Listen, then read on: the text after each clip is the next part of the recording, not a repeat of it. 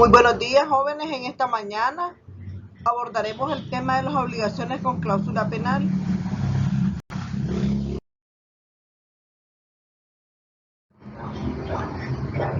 El objetivo de estudiar este tema es que el educando conozca esta clasificación de las obligaciones con cláusula penal, aplicando este conocimiento al caso concreto como siempre. A explicar en qué consiste eso. El artículo 1985 establece que la cláusula penal, pues no es más que aquella en que una persona, ¿verdad?, para asegurar el cumplimiento de una obligación, se sujeta a una pena que consiste en dar, hacer o no hacer algo en caso de no ejecutar o de retardar la obligación principal. Es una obligación que conlleva una penalización. La obligación puede consistir en dar, hacer o no hacer algo. Si usted no cumple, usted incurre en esa pena. El artículo 1986 establece la nulidad de la obligación principal acarrea la de la cláusula penal, pero la nulidad de esta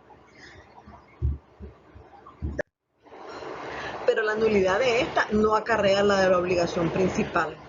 Estamos en presencia de que puede anularse o puede extinguirse la obligación principal, ¿verdad? Y esto sí tiene como consecuencia de que al extinguirse la obligación principal también se extingue la cláusula penal. Pero si se extingue la obligación penal, no significa que la obligación principal tenga que desaparecer. Con todo, cuando uno promete por otra persona imponiéndose una pena para el caso de no cumplirla por lo prometido, valdrá la pena cuando la obligación principal no tenga efecto por falta del consentimiento de dicha persona. Entonces, la penalización va a existir. Lo mismo sucederá cuando uno estipula con otro a favor de un tercero y la persona con quien se estipula se sujeta a una pena para el caso de no cumplir lo prometido. Pero entonces la segunda persona está obligada, no está obligado el tercero.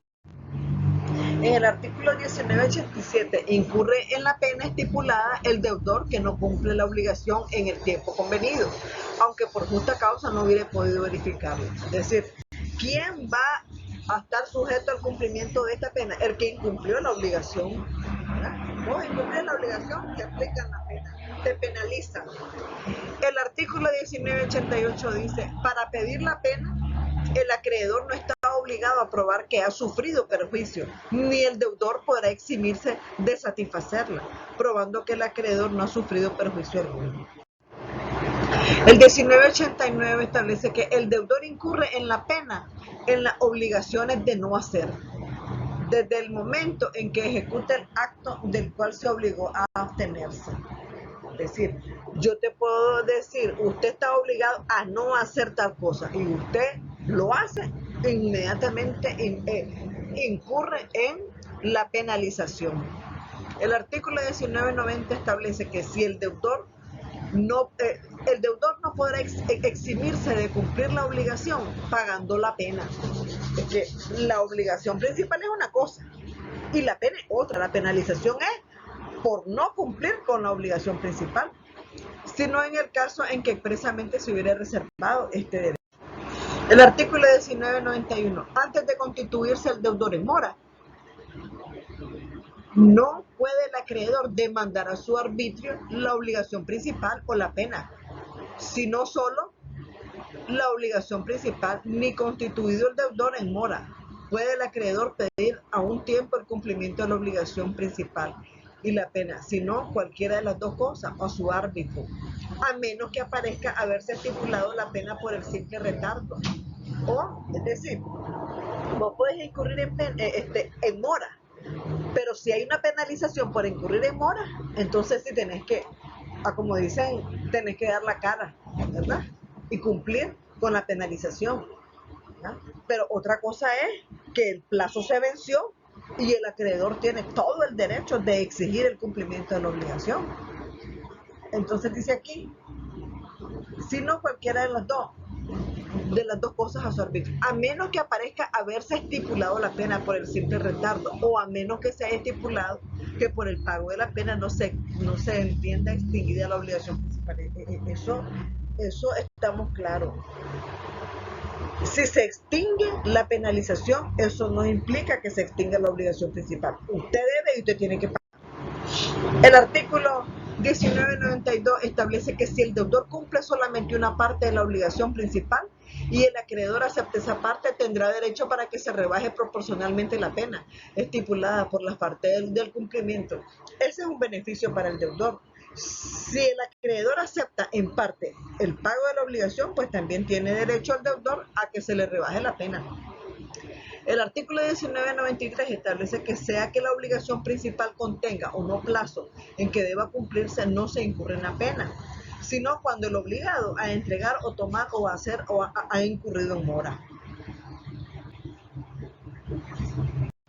El artículo 1994 establece que la obligación primitiva contraída con cláusula penal es de cosa indivisible y son varias los deudores por sucesión o por contrato. Se incurre en la pena por la contravención de uno solo de los deudores y puede ser exigida por entero del contraventor o de cada uno de los codeudores por su parte y porción,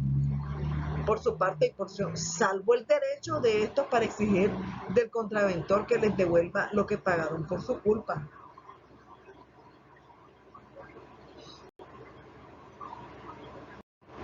El artículo 1995. Si la obligación indivisible contraída con cláusula penal es a favor de varios, contra varios, sea por herencia o por contrato, no se incurre en la pena total.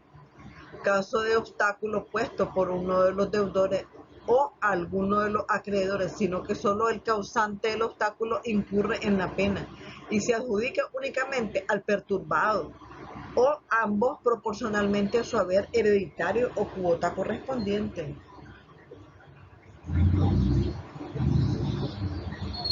Es decir, que la obligación indivisible fue contraída con cláusula penal, pero a favor de varios y contra varios, que pueden ser herederos o por contrato. Entonces, la pena no se va a pagar totalmente, ¿verdad? Porque son varios.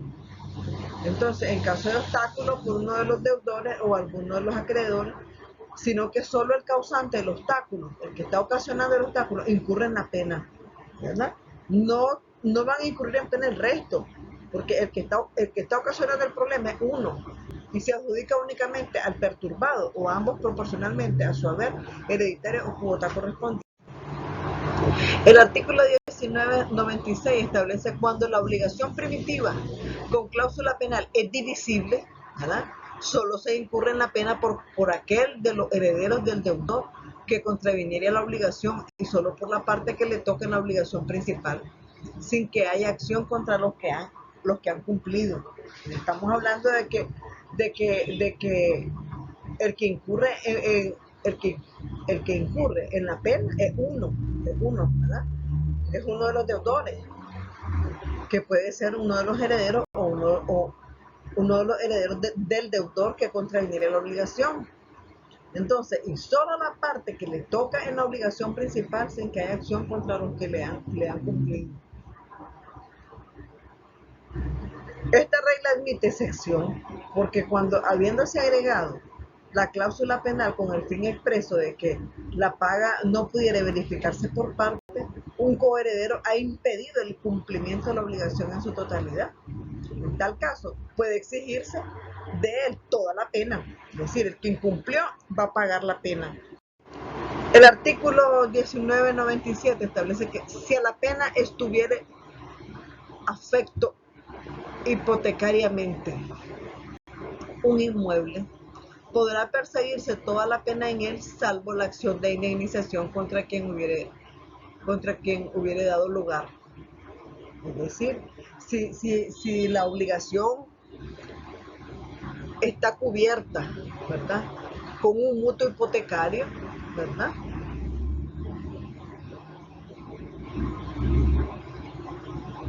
y usted incumple, entonces usted contrajo una obligación con cláusula penal, usted tiene que pagar la penalización salvo la acción de indemnización contra quien se hubiere. Si ya estamos hablando de indemnización de daños y perjuicios, eso no va, eso queda por fuera, ¿verdad?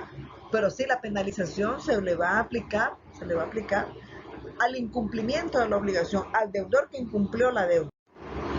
El artículo 1999 no podrá pedirse a la vez la pena y la indemnización de perjuicio, a menos que de haber estipulado así expresamente, pero siempre estará al arbitrio del acreedor pedir la indemnización. Es decir, no puedes pedir las dos cosas al mismo tiempo. A ver, me pagas la indemnización de los daños y perjuicios y también me vas a pagar la penalización, ¿verdad?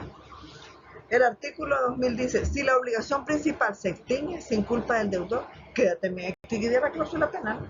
Eso es en el artículo 2001 dice, la cláusula penal tendrá efecto aunque sea puesta para asegurar el cumplimiento de una obligación que no puede exigirse judicialmente siempre que no sea reprobada por la ley, ¿verdad? Es decir, en todo contrato le podemos poner, los contratos están sujetos a que les establezcamos o que les incorporemos una cláusula penal, ¿verdad? También pueden ser condicionados, pero la cláusula penal es para obligar al deudor a que cumpla con la obligación. El artículo 2002 dice cuando solo se reclama la pena, esta no puede excederse en valor ni en cuantía de la obligación principal, y en los casos en que es posible el reclamo del principal de la pena, conjuntamente la pena no puede exceder de la cuarta parte de aquel. Estamos hablando de que puede exigir el pago de la pena, ¿verdad? Pero estás esperando que te paguen la obligación principal. Pero si también estás pidiendo que te paguen la penalización, entonces la penalización, si las pedí simultáneamente las dos cosas para que te las paguen, entonces la penalización no puede exceder de la cuarta parte del valor de la obligación principal. Hemos llegado al fin de este tema. Tengan un muy buen día y muchas gracias, alumnos.